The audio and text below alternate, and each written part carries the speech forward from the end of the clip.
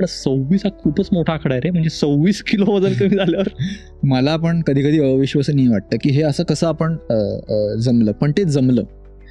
थोडासा माझा एक असा स्वभाव आहे की मी एकदा ठरवलं की मग ते ठरवलं, म्हणजे मग आता हे करायचं ना, मग करायचं.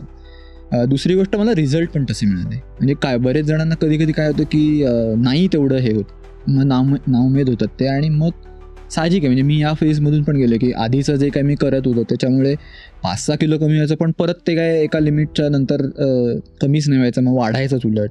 किंवा मग वेगळं खूप खावंसं वाटायला लागायचं, कारण आधीचं जे सगळं डिप्राईव्ह केलेलं असायचं ते बाहेर यायचं, इच्छा सगळ्या. पण इथे तसं काही झालं नाही.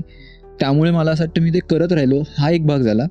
दुसरी गोष्ट, पहिल्या 1.5-1 महिन्यानंतर माझं, म्हणजे कदाचित जे करतायत त्यांना सुद्धा हा अनुभव आला असेल, म्हणजे हे डाएट, की मला कळलं की मी काय केलं पाहिजे.